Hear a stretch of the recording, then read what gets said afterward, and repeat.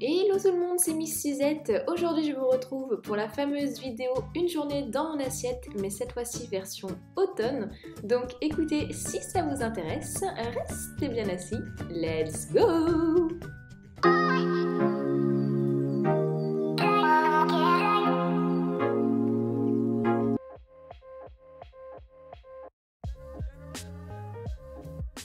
Alors en ce moment le matin je n'ai vraiment pas du tout faim, ça dépend des périodes, mais bon voilà, actuellement je ne prends pas de petit déjeuner, je me prends juste une chicorée. Alors il y en a peut-être qui ne connaîtront pas du tout la chicorée, mais c'est en fait une racine, donc c'est 100% végétal et c'est très riche en fibres et pour moi c'est un petit substitut du café, vu que moi je suis team tisane, team thé, et ben la chicorée ça remplace parfaitement, c'est un bon petit goût comme ça et voilà, après ça ne plaira peut-être pas à tout le monde, mais voilà, je me fais une grosse bolée le matin, on va dire, et voilà, ça me remplit le ventre pour quelques heures en tout cas.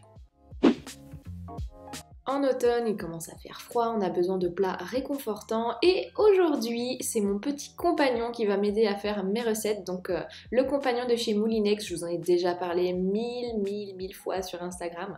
Et donc grâce à l'application, on va faire un hachis parmentier et vous allez voir, c'est juste délicieux. Vous aurez besoin de 270 g de pommes de terre, 125 g de viande cuite, il vous faut également 20 g de fromage râpé, 50 g de beurre demi-sel, un oignon, un petit peu de coulis de tomate, du sel, du poivre. On va commencer par éplucher l'oignon.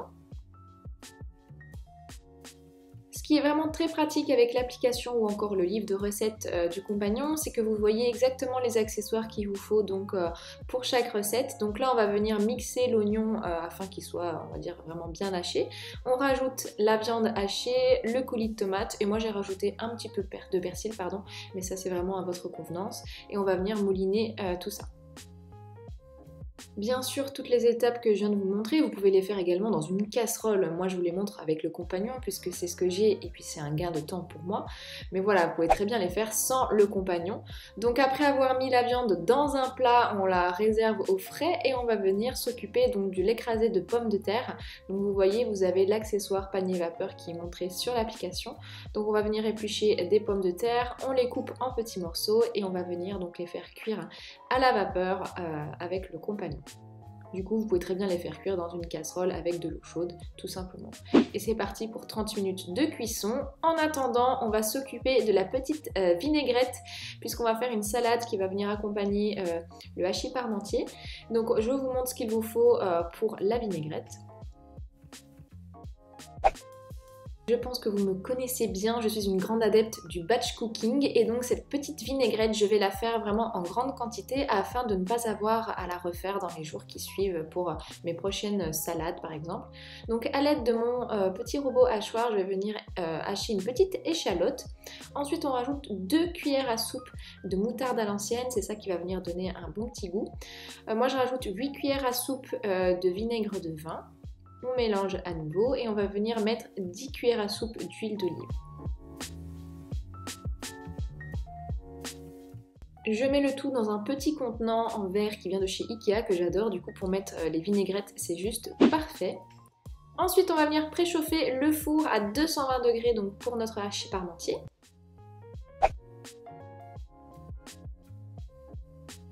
Et on est parti pour faire notre petite salade. Moi j'adore rajouter des noix de cajou. On va venir mettre 1 ou 2 cuillères à café donc de vinaigrette. Ça c'est voilà, à votre convenance, selon vos goûts. Moi j'aime bien quand ça picote un petit peu. Et je rajoute donc de la levure de bière. La bouffe pour poisson comme diraient certains. Mais voilà, moi j'adore, ça donne un bon petit goût à la salade, à l'assaisonnement. Je rajoute un petit peu de sel mais bon pas trop puisque la vinaigrette est déjà assez salée. Et du poivre. Et oh, c'est vraiment un pur délice. Je peux pas m'empêcher de goûter. Je suis trop gourmande. Est-ce que je suis la seule à faire ça? Non, je pense pas, mais franchement, c'est juste délicieux. À l'aide du couteau pétrir concassé, on va venir rajouter les pommes de terre qui sont cuites. On rajoute le beurre et on va venir mixer tout ça. Je crois c'est à vitesse 6, il me semble, pendant une petite minute. Voilà. Je rajoute du sel si nécessaire ainsi que du poivre et on va venir étaler donc la purée de pommes de terre sur la viande hachée et on rajoute une bonne petite couche de gruyère. Allez-y, hein, franchement c'est ça qui va donner un goût ultra gratiné comme ça, j'adore. Et c'est parti pour 20 minutes de cuisson à 220 degrés et voilà le résultat les amis, je vous jure c'est un délice accompagné d'une bonne petite salade. Franchement j'adore ce plat, c'est réconfortant, c'est trop bon, voilà, je peux pas dire autre chose tellement c'est délicieux.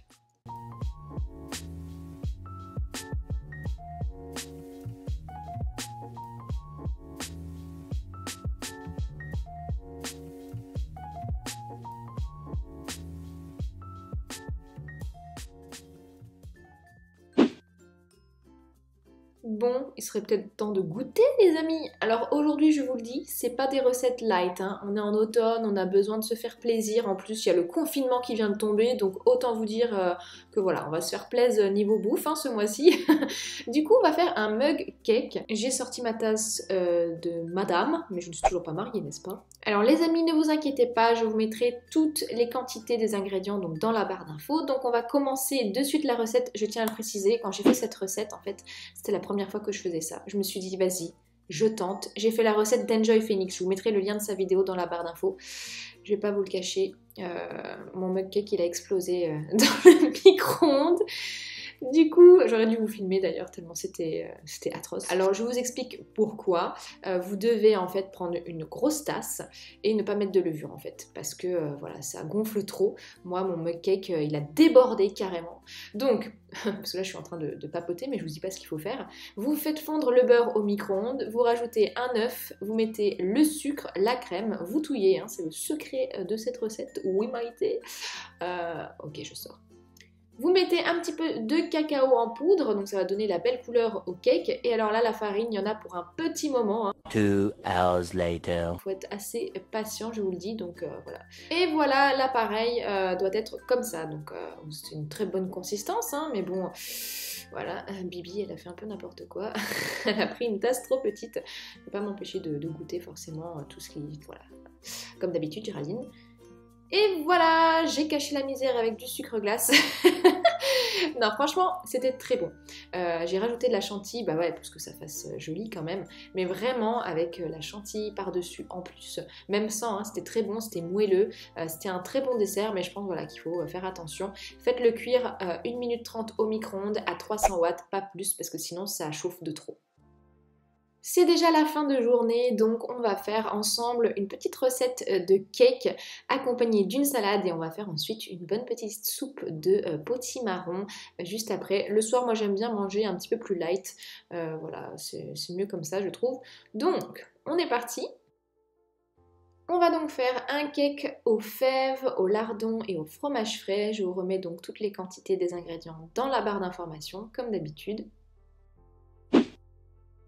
Vous allez voir, c'est très simple, toujours à l'aide de mon compagnon. Du coup, on fait préchauffer son four à 180 degrés et on va venir faire cuire à la vapeur les fèves pendant 30 minutes. Pendant ce temps-là, on en profite, on fait revenir les lardons dans une poêle. Une fois que les fèves sont cuites, vous mettez le couteau, donc pétrir, concasser, et on va venir faire l'appareil qui va servir donc de base pour le cake. Comme vous pouvez le constater, c'est le compagnon donc qui va tout faire. Vous avez différents modes en fait de cuisson. Ça peut être le mode sauce, soupe, vapeur. Et donc là, on va utiliser le mode pastry, ils appellent ça. Donc vous avez différents programmes. Et là, on va mettre le programme 3 et il va faire la petite pâte tout seul comme un grand. Et ensuite, une fois que c'est terminé, on rajoute donc la garniture. Donc en l'occurrence, les lardons, le gruyère, les fèves.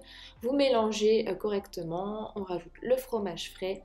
Et on va venir étaler tout ça dans un moule à cake. Donc moi j'ai mis du papier sulfurisé. Et vous allez venir donc bien étaler tout l'appareil dans le moule afin voilà, que ce soit assez homogène.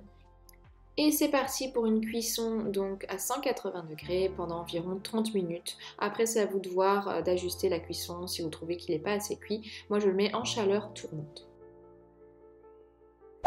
Pendant que notre cake cuit tranquillement, on va s'occuper de notre velouté au potimarron et au marron. Ça change vraiment de ce qu'on a l'habitude de manger des soupes traditionnelles, je trouve. Le marron va donner un petit goût un petit peu sucré comme ça, donc un vrai délice, vous allez voir. Donc là, c'est la partie extrêmement relou. 2 hours later. Alors faites très attention quand vous découpez le potimarron parce que c'est pas une tâche vraiment facile. Demandez à quelqu'un d'autre de le faire à votre place si vous ne le sentez pas.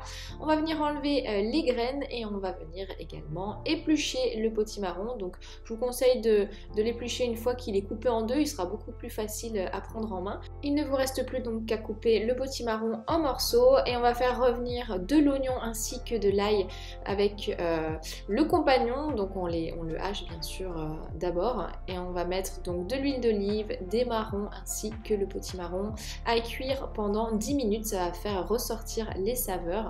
Donc vous voyez on utilise le mode slow cook programme 1 et on va venir une fois que c'est cuit ajouter le bouillon de volaille, moi je mets environ 200 ml et là on lance le programme soupe P1 pendant 40 minutes à 100 degrés. Ensuite on check un petit peu notre cake qui a terminé sa cuisson, donc vous avez juste à piquer un couteau à l'intérieur du cake pour voir s'il est bien cuit. Et voilà le résultat, on a un cake trop bon, ultra moelleux. Si vous voulez qu'il ne se casse pas trop à la sortie puisqu'il est très chaud, je vous conseille de le laisser au frigo quelques heures, il sera bien compact et il sera encore meilleur. Une fois que la soupe est prête, on rajoute de la crème fraîche et voilà le résultat. On a une soupe délicieuse. Moi je rajoute des graines de courge, un petit peu de croûtons et ensuite voilà on déguste avec une bonne petite salade et la vinaigrette et voilà les amis. J'espère que la vidéo vous aura plu, je vous remercie de l'avoir regardée jusqu'au bout, je vous embrasse très fort et je vous dis donc à très vite dans une prochaine vidéo. Bye!